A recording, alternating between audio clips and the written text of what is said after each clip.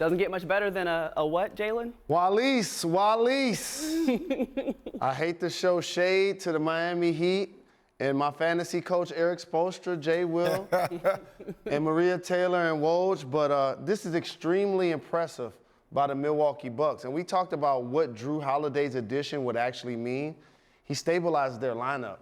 He's going to score 20 points in certain games. He's going to give you close to double-figure assists, give you lockdown defense, and it really now seems like it really puts Middleton and Giannis in a position where they can ease into their games, not have to force things. Bobby Portis spreads out the floor. Forbes spreads out the floor. Giannis with a triple-double. Look, this is a high-octane team. Also, Drew Holiday with 9 assists, right? Mm-hmm. This is embarrassing for Miami, though. This is a team that just got to the World Championship last year. And for them to not come out with fight.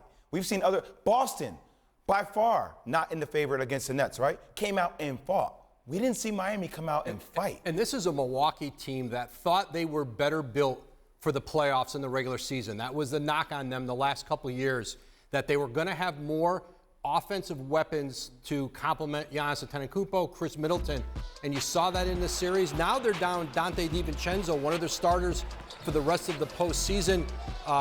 Bryn Forbes, coming off the bench, has scored the ball today. He's been a better and better offensive player for them coming in from San Antonio, but puts them in position now, to let the Nets and Celtics fight their series out and go and play perhaps a Brooklyn team that they did beat twice late in the regular season, but without James Harden. And advancing in the bubble seemed to be a lot about talent, Los Angeles Lakers, and toughness, Miami Heat.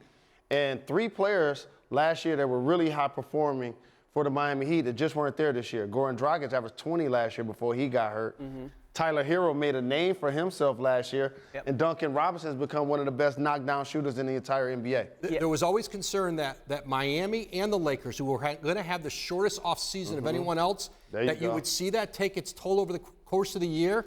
I think that may have happened with Miami. But also, what I would say, it's how you deal with success. LeBron James and the Lakers, they're used to being successful. They come back, they work harder. I can't necessarily say that about the Miami team if you've seen a lot of the stories that kind of rose up over the offseason. But to Woj's point, they still are a 7 seed because they had to deal with a lot of injuries and had to deal with the turbulence of having a short offseason. Okay, well, like you guys all said, and you mentioned it first, was that Milwaukee, they wanted the Heat, they got the Heat, they swept the Heat. And that is something to look forward to. And now, obviously, we're all kind of licking our chops to see if the Bucks get the Nets in the second round. Wish we had time to talk about it, but we don't.